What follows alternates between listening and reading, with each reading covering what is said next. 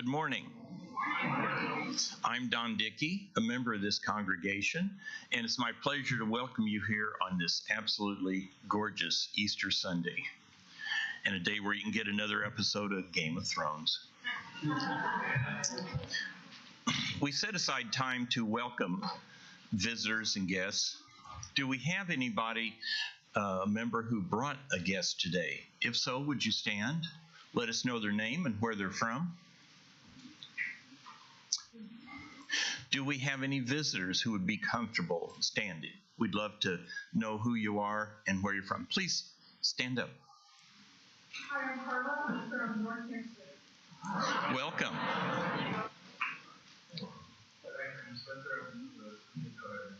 I'm welcome. And this lady here? I'm Mandy Rick. I have been a member at Universalist North and have a Welcome. Okay, and yes. Steve State, a member of the youth congregation of Household Oklahoma, under the area for people on the We're glad you joined us.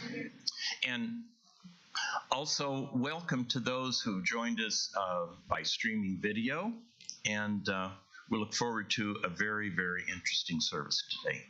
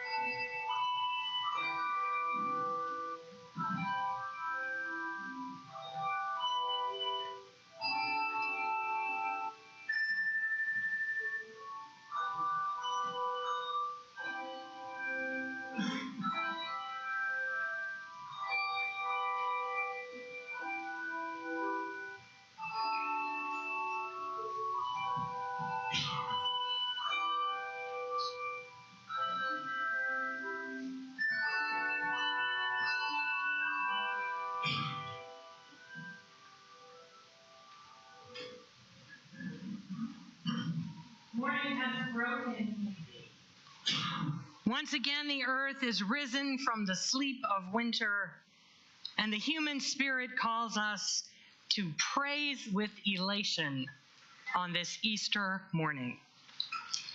Praise the light of the east, the new dawn, the element of air, the breeze, the bird song, the drifting pollen and falling petals, the oxygen that renews our bodies with every sacred breath, the atmosphere that is the breathing of trees and oceans. Let us humans take heed of our ways and cease to defile the air, lest the breath of life become toxic and the earth arise no more in the spring of the year. Praise the light of the South. Don, hang on. Oh, thank you.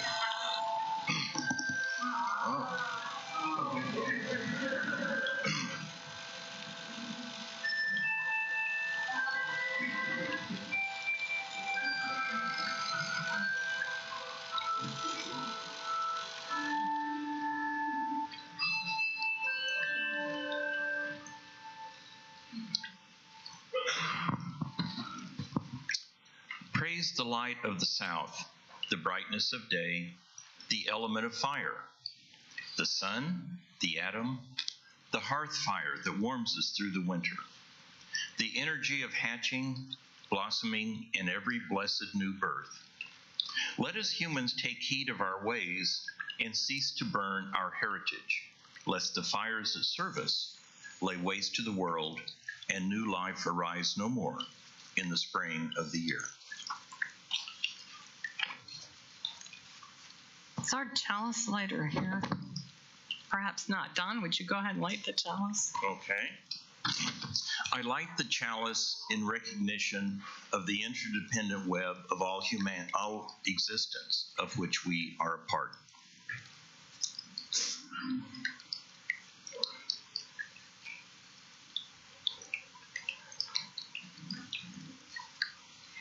Praise the light of the west, the colors of sunset, the element of water, the river, the ocean, the spring rain that bestirs the roots and seeds, the sap that rises like blood in our bodies with every holy heartbeat, the water cycle that is the circulation connecting all parts of the earth together, cleansing and renewing. Let us humans take heed of our ways and cease to befoul the rivers and oceans, lest the waters of the world become poison and new hope arise no more in the spring of the year.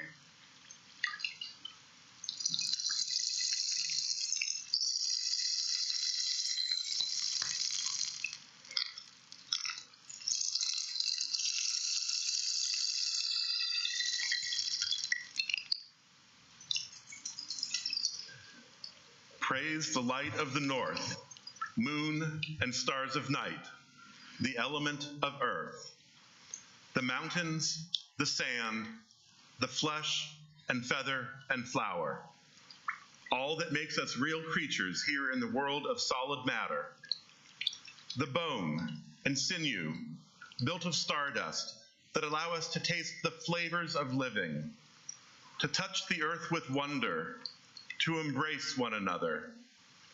Let us humans take heed of our ways and cease piling up waste on the land, lest our garbage overwhelm us all and new joy arise no more in the spring of the year.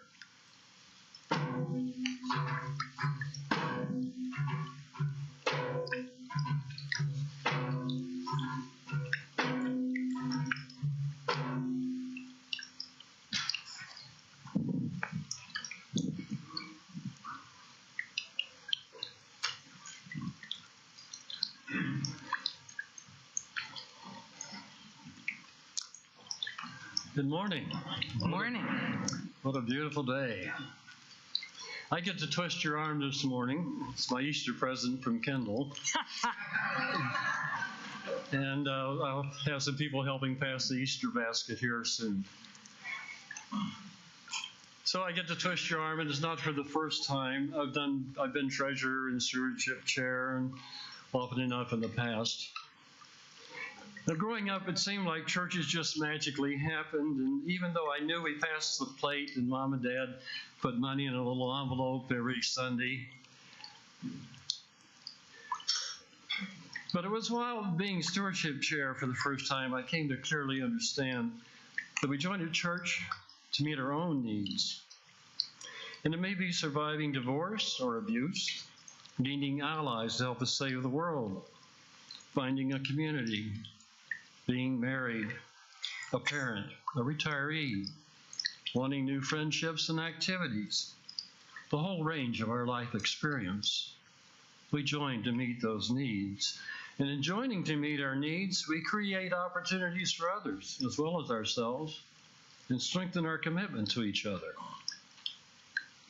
So I think if churches do a good job meeting members' needs, then the church and its members will be ready to better recognize and serve the needs of others.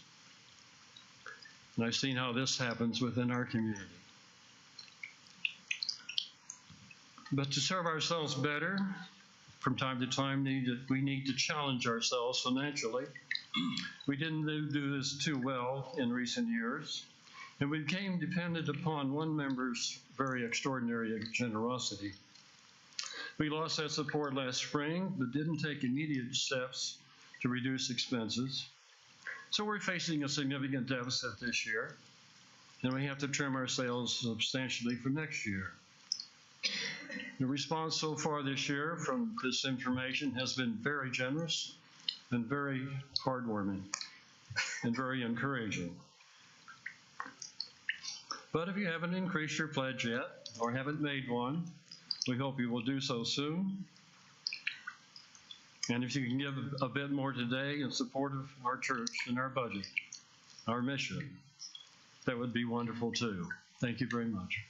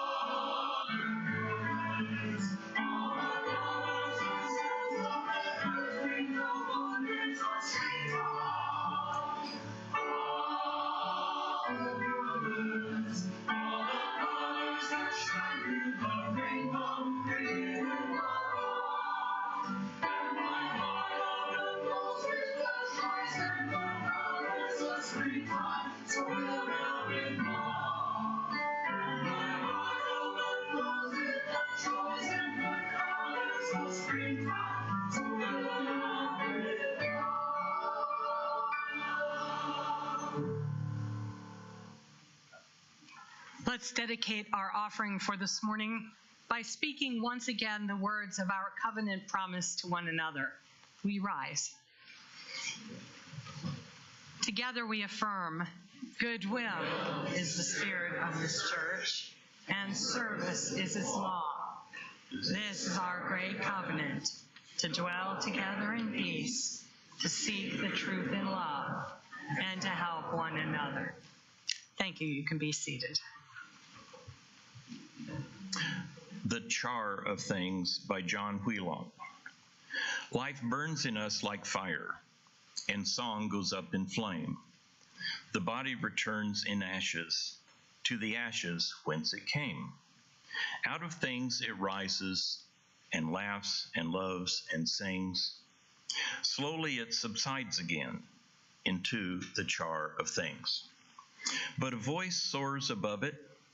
Love is great and strong, and the best of us forever escapes in love and song.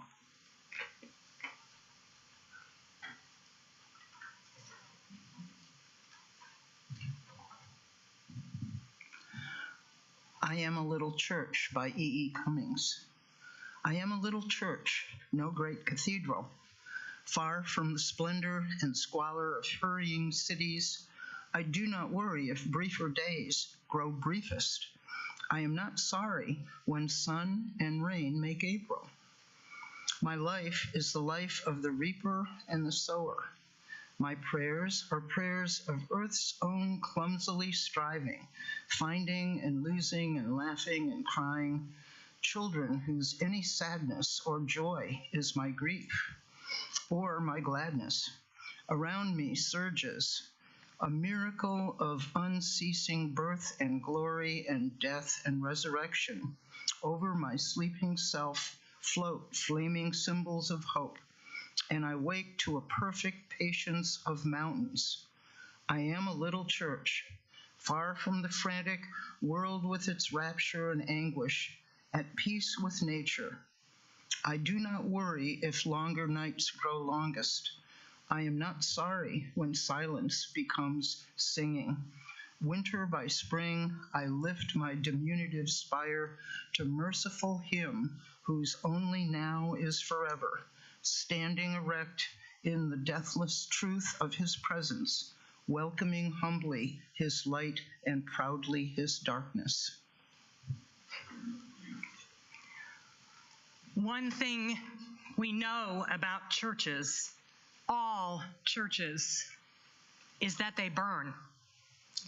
No matter what denomination, what heritage, what tradition, there is no temple of the human spirit so holy that the flames will not claim it if they can.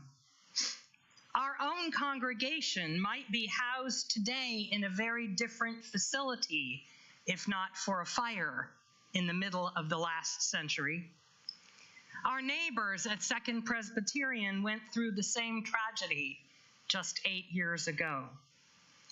The great icons of human aesthetic achievement and national pride, like Notre Dame de Paris, seemingly an eternal dream in stone, will burn. Children playing with firecrackers almost set the ancient Al-Aqsa Mosque alight on that same day. Bombs will do the bloody work too, even now, on Easter Sunday morning. The world mourns with the Catholics of Sri Lanka. Churches will burn in Opelousas, Louisiana, as they did in Tennessee back in 1995. Lightning burns churches. Carelessness burns churches. Hate burns churches. And yet here we are, Earth Day and Easter Sunday fallen together as the cycles of the seasons revolve, celebrating resurrection. Not the resurrection of denial, not the refusal of death. For if Earth Day teaches anything, it should be that we are part of the cycle. To be human is to be of the humus, dust and ashes, created of clay, made from the earth and returning at last to the earth, the one great act of recycling that we have no choice about. Churches burn and living creatures die. Those are the terms. We don't have to like them, yet we have no option but to accept them. With gratitude, if we will, or sulking, if we must, but accept them, we have to.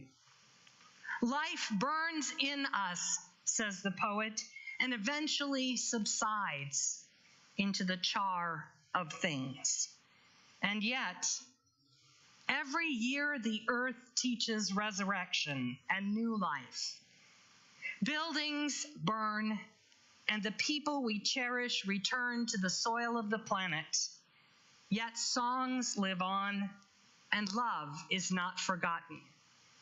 Communities build new homes or restore ancient treasures, and their songs too go on, and their love. You don't need to be a great cathedral to know this.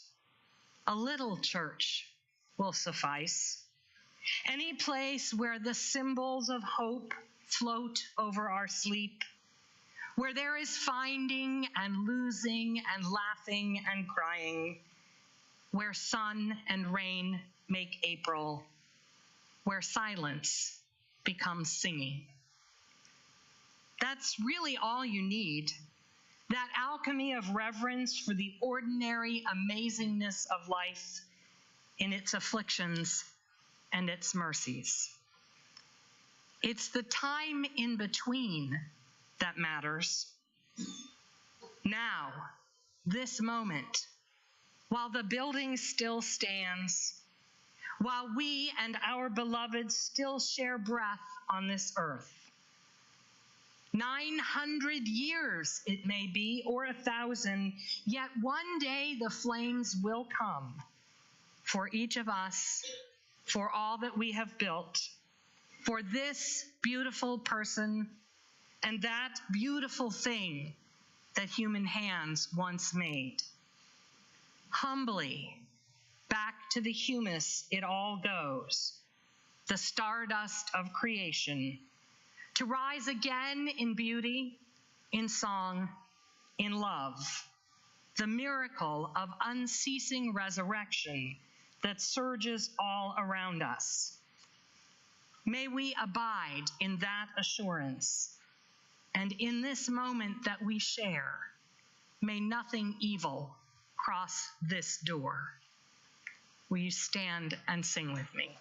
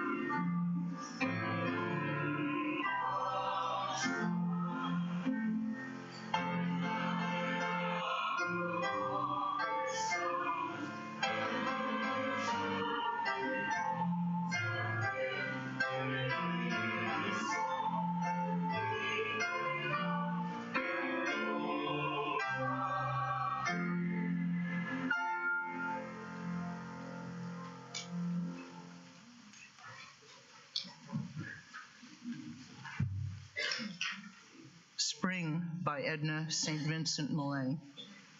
To what purpose, April, do you return again? Beauty is not enough. You can no longer quiet me with the redness of little leaves open sickly. I know what I know. The sun is hot on my neck as I observe the spikes of the crocus. The smell of the earth is good. It is apparent that there is no death. But what does that signify? Not only underground are the brains of men eaten by maggots. Life in itself is nothing. An empty cup, a flight of uncarpeted stairs.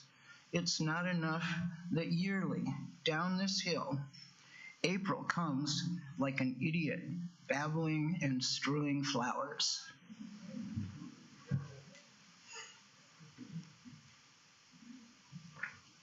From the Gospel of Matthew. When morning came after his arrest, all the chief priests and the elders of the people met in council to bring him about the death of Jesus. They had him bound and led him away to hand him over to Pilate, the governor, who put to him the question, "Are you the king of the Jews?" Jesus replied, "If you say so." When the people shouted, "Let him be crucified," the governor ordered Jesus first to be scourged and then handed over to be crucified. The governor's soldiers took Jesus with them to their headquarters and collected the whole troop around him. Then they stripped him of his clothes and made him wear a scarlet cloak in parody of a king. Having twisted some thorny stems into a crown, they put this on his head and placed a reed in his hand like a scepter. To make fun of him, they knelt in front of him, saying, "Hail, King of the Jews."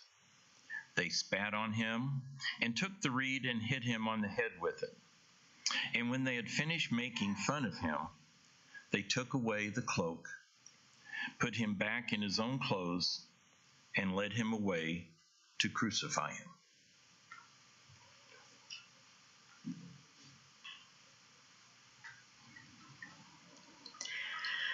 My mom died unexpectedly about 10 years ago.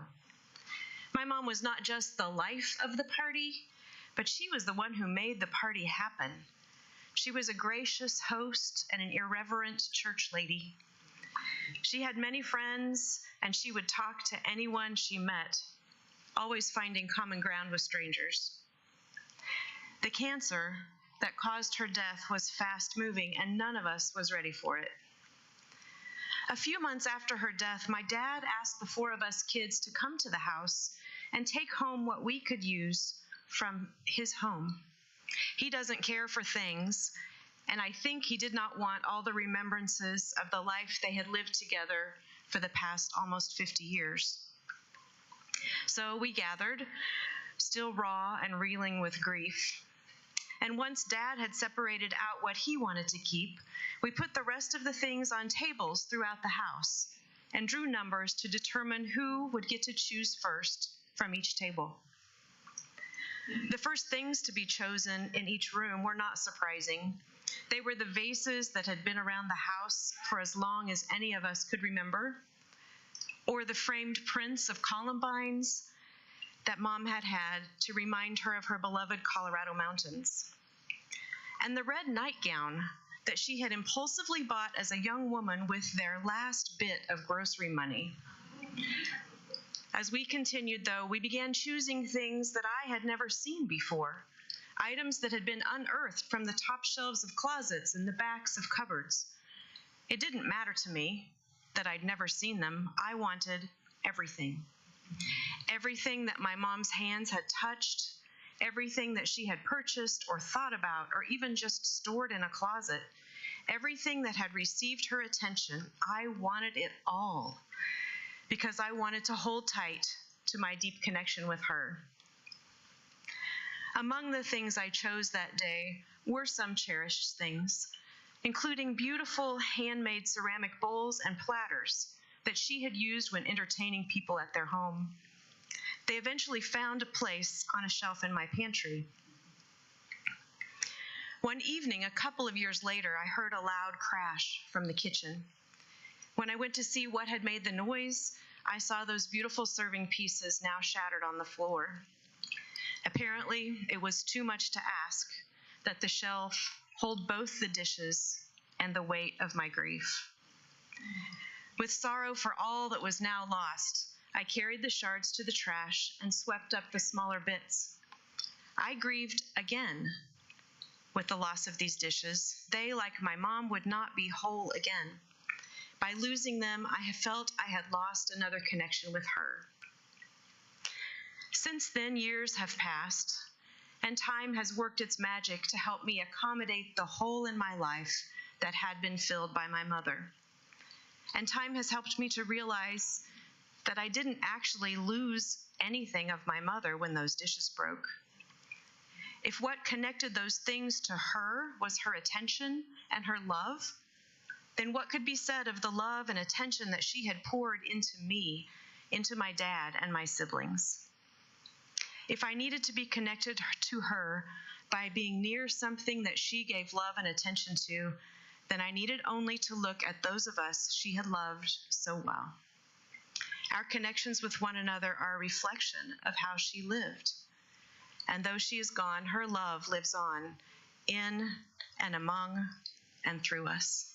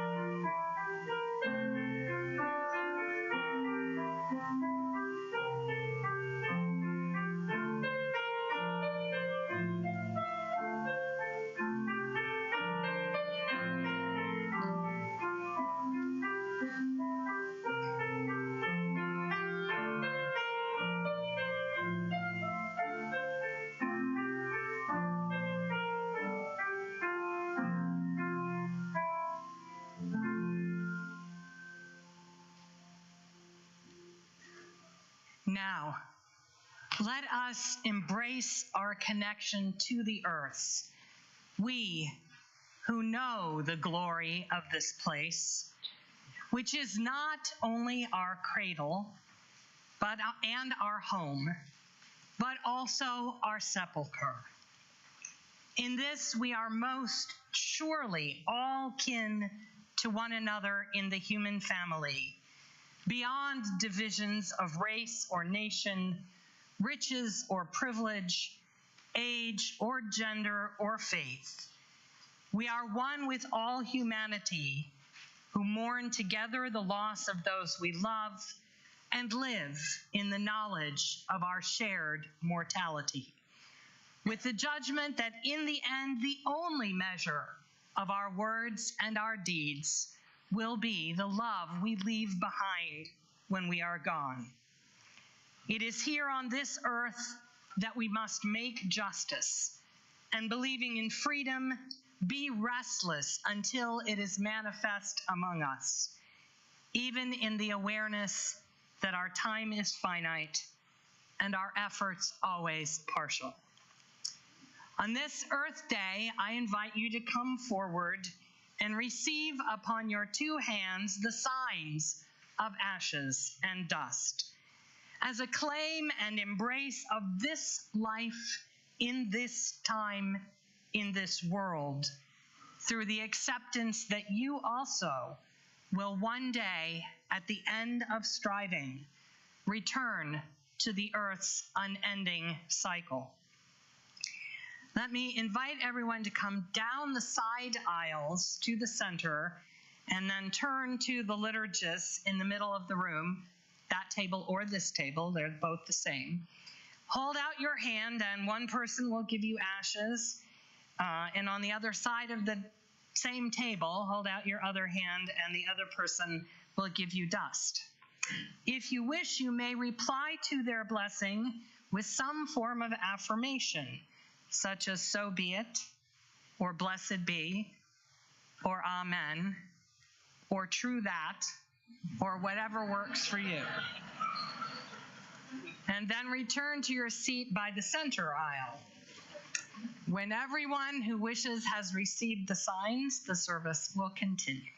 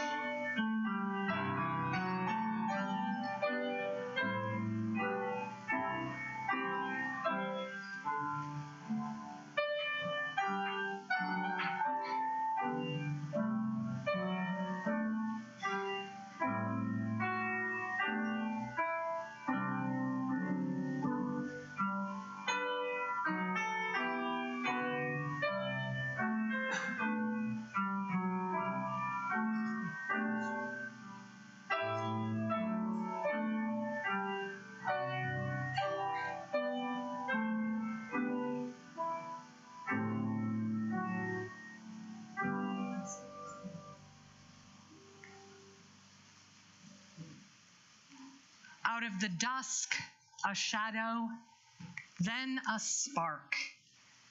Out of the cloud, a silence, then a lark. Out of the heart, a rapture, then a pain. Out of the dead, cold ashes, life again. Will you join me in a moment of shared silence?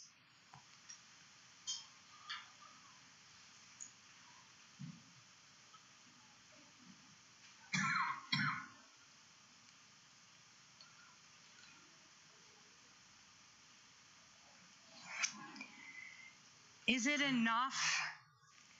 Is that sheer stubborn renewal of life sufficient to nourish the human spirit into purpose and courage and something approaching joy? Well, does it matter? The earth does not ask whether April is enough. It merely comes every year, sodden and gray, pulling flowers out of its sleeve when we are not looking. What else should it do? What else can we do but bear the weight of our sorrows and turn again to the practice of resurrection? Come then, my friends, let the earth be our teacher. Let it witness to us the fierce truth of springtime, the facing into pain that is the only path to new life, the rising again, the stubbornness of life and the human spirit that is faith. So shall we come at last to the heart of Easter, where each of us must choose again and again the practice of humble resurrection, kinship and compassion over the ancient impulse toward crucifixion, peace over violence, truth over lies, hope over despair. Earth Day, day of humble resurrection. Let the earth be our teacher.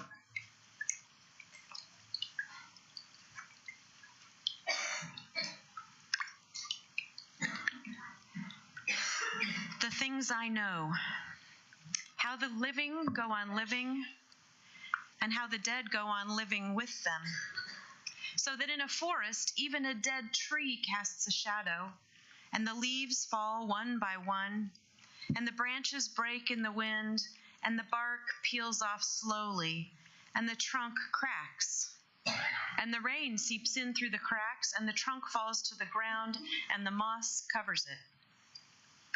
And in the spring, the rabbits find it and build their nest inside and have their young, and their young will live safely inside the dead tree, so that nothing is wasted in nature or in love. Will you please rise and we'll sing together?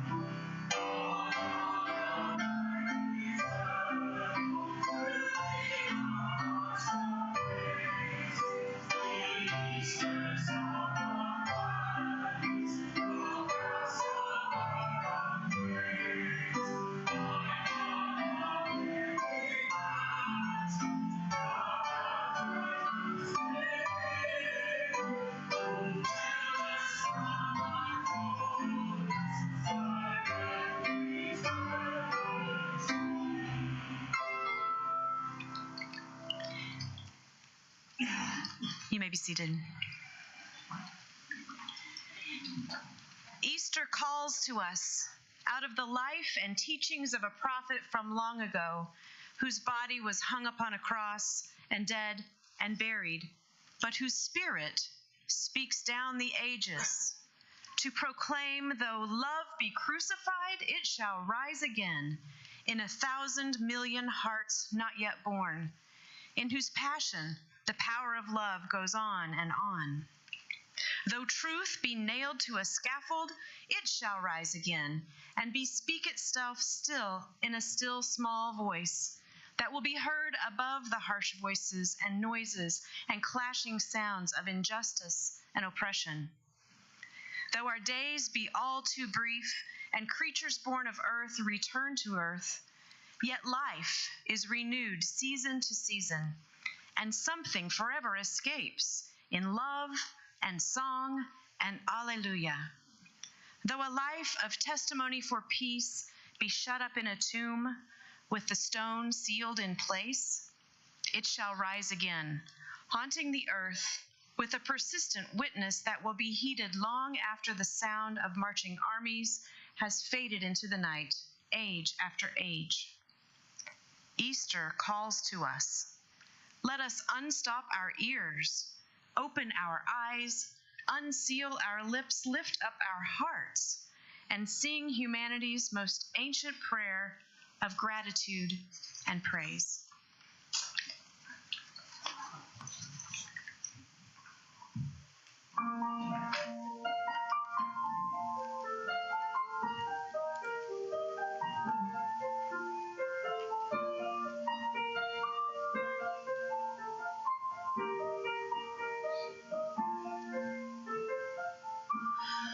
For the beauty of the